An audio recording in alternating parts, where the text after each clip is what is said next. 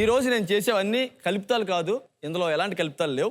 నేను నా వర్క్లో 40% ఆర్టిస్ట్ అయితే 60% రైటర్ ఎక్కువ చేశా. నిజంగా రైటర్ జాబ్ ఏంటంటే తను రాసిన మాటల్లో ఉన్న ఆనందాన్ని చెప్పేవాడి మాటల్లో వెతుక్కోవడమే writer job. First of all నేను టీవీలో రైటర్గా చేస్తుంటారు కాబట్టి నేను ఎక్కువ టీవీ యాంకర్స్కి ఎక్కువ రాశా. Sorry and Sudheer and Deepika Pilli గారు, ఈరోజు మీరు ఏమైనా మనోభావం హట్ అయి ఉంటే పర్లేదు. ఓకే.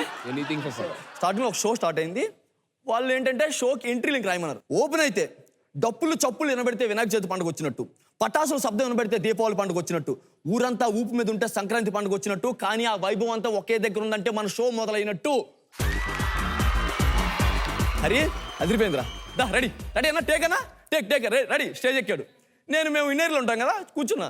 ఆయన చెప్పేస్తానని చెప్పి ఆయనకి ఇన్నేరు పెట్టలా. ఈయన కాదు, మామూలుగా హోస్ట్ చెప్పేస్తానని చెప్పి ఇన్నేరు పెట్టలా. Hi hello welcome to the show. మీరు సంక్రాంతి చూసారు, ఉగాది చూసారు, రంజాన్ చూసారు, క్రిస్మస్ చూసారు, కానీ ఒక కొత్త పండుగ చూస్తారు, అదే ఈ షో.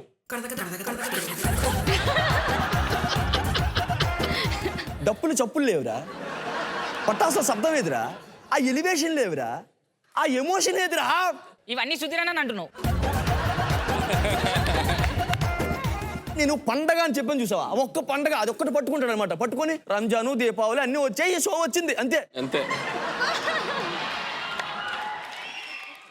నేను రాసిన ఇంట్రో బాహుబలి స్టోరీ అంత ఉంటే ఈయన చెప్పింది ఇన్స్టాగ్రామ్ స్టోరీ అంత ఉంటుంది.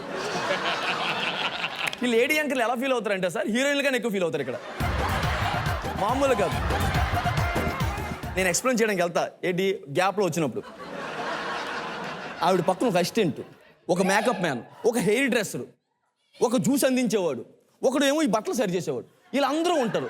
నేను ఇలా 6గురిలో 7వ అనమాట, ఇంకో అసిస్టెంట్ అనమాట. కలిసిపోయి మేడం ఇప్పుడు మనకు డైలాగ్ ఉంది మేడం చెప్పాలంటే, హరి చెప్పేద్దాం, హరి చెప్పు చెప్పు చెప్పు. నేను అప్పుడు చెప్పా, మేల్ యాంకర్ ఒక డైలాగ్ అంటాడు, ఇక్కడ సార్ అయినా స్టార్ అయినా నేనే అన్నప్పుడు మీ కౌంటర్ ఏంటంటే అని చెప్తుంది కదా ఇక్కడ ఈ అమ్మాయి.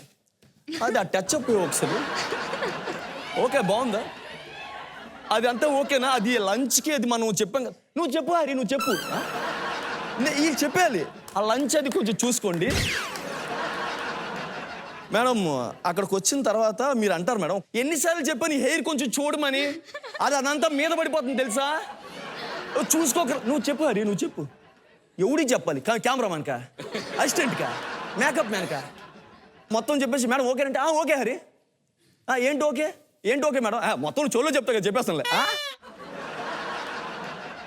పోనీ చెవులో చెప్తారు కదా, ఈయన ఇద్దామనంటే చెప్తాం మేడం, అది ఏంటంటే ఏంటి హరి, అది మేడం ఏంటంటే ఇందాక నేను చెప్పింది వినబడి తగిలించుకుంటే ఇప్పుడు నీకు అర్థం అవుద్ది. ఇందాక చెప్పింది ఎనరు, ఇప్పుడు ఏంటంటే ఏంటి నిజంగా జరిగింది. అలా వెళ్తుంటే నాకేదో తుమ్ము వచ్చి నేరిస్తూ అచ్చని తుమ్మ నీది స్టేజ్ మీద అచ్చని. కానీ చివరికి ఒక మాట చెప్తా, ఒక హీరో స్టార్ హీరో అవ్వాలన్నా, ఒక సినిమా బ్లాక్ బాస్టర్ అవ్వాలన్నా, మనం కొట్టే చప్పట్ల వెనక, వేసే వీళ్ళ వెనక కనబడని కలం యొక్క బలం చాలా ఉంటుంది.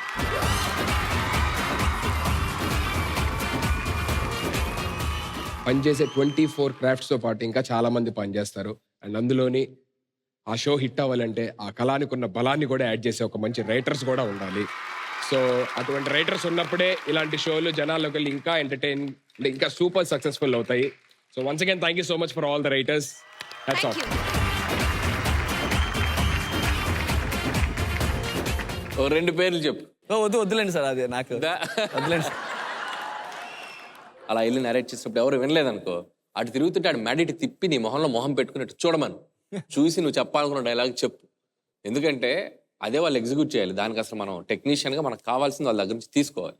దట్ ఈస్ ద ఫస్ట్ అనమాట వాళ్ళకి చెప్పాల్సింది. ఎనీ టైం మనకు కావాల్సింది వచ్చేవరకు ఎవరిని వదలకూడదు. అవసరమైతే 1 more ఆపి చేయించుకోవాలి.